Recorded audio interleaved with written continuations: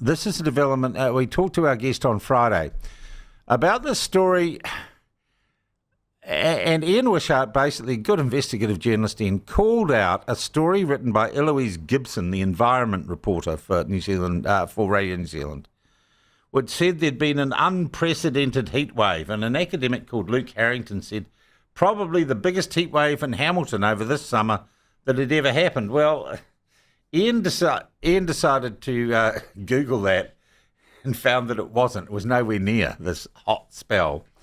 I've just got a text, and Sean, did you see the Herald headline, "Lady dies waiting for broken leg"? No, sorry, that wasn't the one. I was watching 3 News last night, and reporter Grace Thomas had a story about Hamilton's so-called Hope Days, where Luke Harrington was interviewed.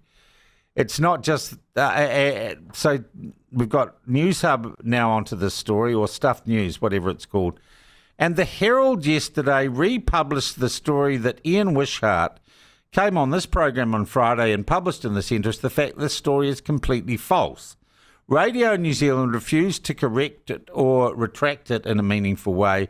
So the environment reporter from the Herald then repeats it. This is remarkable. Ian Wishart joins us now.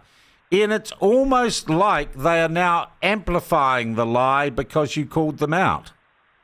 It does feel that way. It's like whack-a-mole. What happened is that Luke Harrington has gone away after we alerted him on February the 15th to the fact that his science was wrong on the hottest Hamilton weather streak. Yeah. So February the 15th, we told Luke he was wrong. He's gone away despite having the data that we gave him, and decided to do a quick turnaround study that, in his view, more accurately nails what he wants to say, which is that regardless of the cause, this is going to be repeated more often in the hot... Well, the Herald thing sort of claims it could happen every year. Yeah, which is crazy. And what I did, again, his latest study is now on 15-day hot streaks, because the Hamilton one eventually petered out at 15 days. So I went back and recalibrated the data from 1935 and found that, in fact, December 1934 now takes the record. 15-day streak was 33 degrees. Now, to put that in perspective, the highest that the Hamilton reached in 2025 was 28 degrees, 28.1. So there's a 5 Celsius temperature degree difference between those two figures, 1935 and 2025. Yet what was the narrative message of the Herald story that was published on, was it Monday or Friday? Monday, yeah. Basically, Jamie Morton was suggesting that this was proof of human-induced climate change, and it's going to happen more frequently and more often, which is just exactly the messaging that Luke Harrington wanted Eloise at RNZ to push all the way through. And that's is there any scientific data to support that assumption? Well, only if temperatures go up. But the reality is all he's done is he's done computer modelling based on data going back to 1985. Now, what's interesting about that is he did a TED talk, which anyone can see on his X channel and elsewhere. Did a TED talk last year saying that climate scientists had been too lazy and weren't going back far enough in history to look at old temperature records and historical records. So despite saying publicly that you need to go back to the old data, he hasn't done so. He actually made the point, and there's a quote that Centrist used in one of its promos, that it's no use going back just to the 1990s or 1980s. You've got to go right back to the old historical records as far as they go to get the accurate data. But he didn't do it. And that's the frustrating thing. And so he has the story that Jamie Morton's published in the Herald, saying that it's all doom and gloom and this is going to be a frequent thing and it's hotter than it's ever been before. And he says there's even a risk of natural heat waves occurring that could be really huge. But he had one staring him in the face from 1935 and he doesn't refer to it.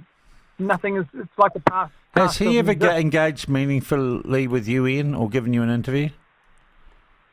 He's given me one email and never answered any further follow-up questions. So that's Luke Harrington. And I presume Jamie Morton. Do you know Jamie?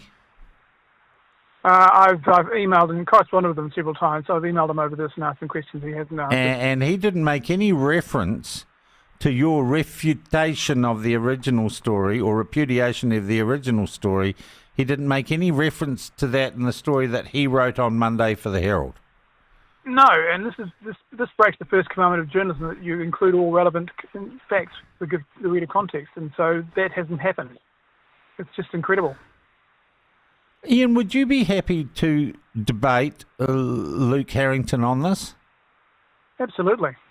Let's try and make that happen. I'm away tomorrow, but I'd love the two of you to sit down and have a discussion because you're way more expert on this than I am. I'm pretty expert on journalism, and I think the journalism as practiced by the Herald and Radio New Zealand is absolute rubbish. But Luke Harrington needs to, if he's getting the legacy media are selling him as an expert and his expertise is this flawed, that's a real matter for public concern. It is. This is the second study of Luke Harrington's that I've dissected. The first one was Cyclone Gabriel, and in both studies, he has refused to go back far enough to get the historical data of, in the first case, big storms, in the second case, the Hamilton heatwave. Yeah. He knows it was there. He chooses a data set that starts long after it, so it doesn't capture it.